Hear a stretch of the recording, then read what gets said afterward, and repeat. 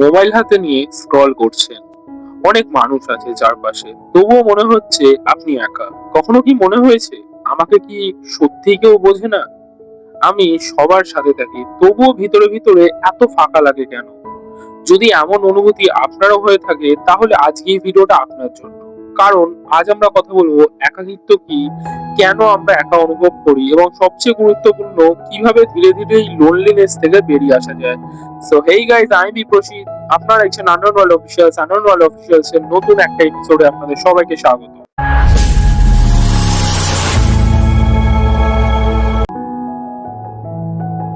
অনেকেই ভাবেন একা থাকা মানেই লোনলিনেস, কিন্তু সত্যিটা হলো একাকিত্ব আর একা থাকা এক জিনিস নয়। আপনি একটা ঘরে একা থেকেও শান্ত থাকতে পারেন, আবার হাজারো মানুষের মাঝে থেকেও ভিতরে ভিতরে ভেঙে পড়তে পারেন। লোনলিনেস হলো সেই অনুভূতি যখন মনে হয় আমার অনুভূতি বোঝার কেউ নেই। আজকের পৃথিবীতে প্যারাডক্স হলো আমরা ডিজিটালি কানেক্টেড, কিন্তু ইমোশনালি অনেক বেশি ডিসকানেক্টেড। সোশ্যাল মিডিয়াতে হাজার হাজার ফলোয়ার কিন্তু রয়েছে আমাদের, কিন্তু কষ্টের সময় একটা ফোন করার মতো একজনও থাকে না। একাকিত্বের পিছনে অনেক কারণ থাকে, চলুন কিছু কমন কারণ দেখি। First, social media comparison. Instagram খুললেই দেখি কারো রিলেশনশিপ পারফেক্ট, কারো ক্যারিয়ার অ্যামেজিং, কারো লাইফ ফুল হ্যাপি। আর তখন নিজের জীবনটাকে ছোট মনে হয়। কিন্তু মনে রাখবেন, সোশ্যাল মিডিয়া মানুষের হাইলাইট রিল দেখায়, রিয়েল লাইফ। সেকেন্ড যেটা, ইমোশনাল ডিসকানেক্ট।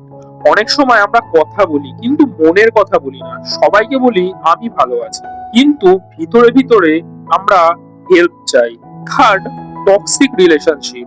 কখনো কখনো ভুল মানুষের সাথে থাকাও একাকিত্ব বাড়িয়ে দেয়, কারণ ফিজিক্যাল প্রেজেন্স সবসময় ইমোশনাল কানেকশন নয়।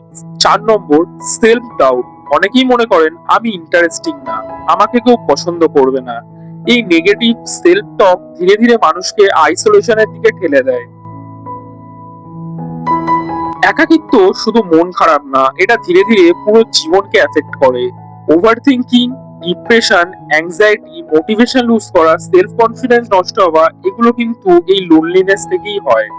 সবচেয়ে ডেঞ্জারাস ব্যাপার হলো একাকিত্ব মানুষকে বিশ্বাস করিয়ে দেয় যে তুমি একাই এই ফিলিং এর মধ্যে আছো, কিন্তু সত্যিটা হলো পৃথিবীর লাখো লাখো মানুষ আজ একই অনুভূতির সাথে লড়ছে। এখন সবচেয়ে ইম্পর্টেন্ট অংশ, কিভাবে লোনলিনেস থেকে ধীরে ধীরে বেরিয়ে আসবেন। স্টেপ 1, নিজের সাথে ফ্রেন্ডশিপ তৈরি করুন। সবচেয়ে আগে দরকার নিজের সাথে সম্পর্ক ঠিক করা। আপনি যদি নিজেকেই কনস্ট্যান্টলি জাজ করেন, তাহলে ভিতরে ভিতরে শান্তি পাবেন না। নিজের সাথে সময় কাটান, নিজেকে জানুন। একদিন ফোন অফ করে শুধু নিজের থটস শুনুন। স্টেপ 2, ছোট ছোট হিউম্যান কানেকশন তৈরি করুন। লোনলিনেস কাটানোর জন্য একসাথে 100 জন ফ্রেন্ড দরকার নেই, একজন জেনুইন মানুষই যথেষ্ট। ফ্যামিলি মেম্বারের সাথে কথা বলুন, লোকাল ক্লাব বা কমিউনিটি জয়েন করুন। অনলাইন নয়, রিয়েল কনভারসেশন বাড়ান। কখনো কখনো একটা সিম্পল কেমন আছো কারো পুরো দিন বদলে দিতে পারে। স্টেপ 3, নিজের প্যাশন খুঁজুন। যখন মানুষ পারপাস হারিয়ে ফেলে, তখন লোনলিনেস আরো বাড়ে। তাই এমন কিছু করুন যা আপনাকে ভিতর থেকে অ্যালাইভ ফিল করায়, যেমন drawing, singing, gaming, gym, reading, content creation ইত্যাদি করতে পারেন। প্যাশন শুধু সময় কাটায় না, এটা আপনাকে নিজের সাথে রিকানেক্ট করায়।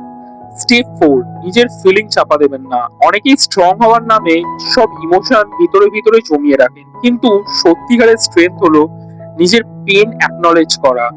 কাঁদতে ইচ্ছা করলে কাঁদুন, কথা বলতে ইচ্ছা করলে বলুন। ইমোশন সারপ্রেস করলে ভিতরে ভিতরে লোনলিনেস আরো বাড়ে।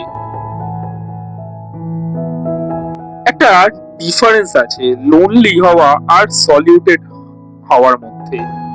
সলিউটেড মানে নিজের সাথে পিসফুল থাকা, বাট লোনলি মানে নিজের সাথে পিসফুল থাকা নয়। যখন আপনি নিজের কোম্পানি এনজয় করতে শিখবেন, তখন লোনলিনেসের পাওয়ার কমে যায়।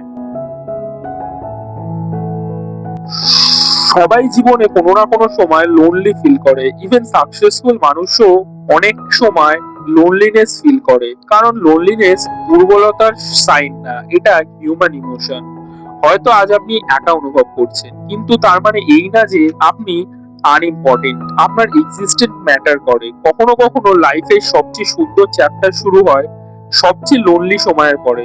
যদি এই ভিডিওটা আপনার হৃদয়ে একটু হলেও টাচ করে থাকে তাহলে ভিডিওটা শেয়ার করুন এমন কারোর সাথে যে হয়তো ভিতরে ভিতরে একা ফিল করছে। আর কমেন্টে লিখুন আপনি লোনলিনেস কাটানোর জন্য কি করেন। অ্যান্ড রিমেম্বার, আপনি একা নন।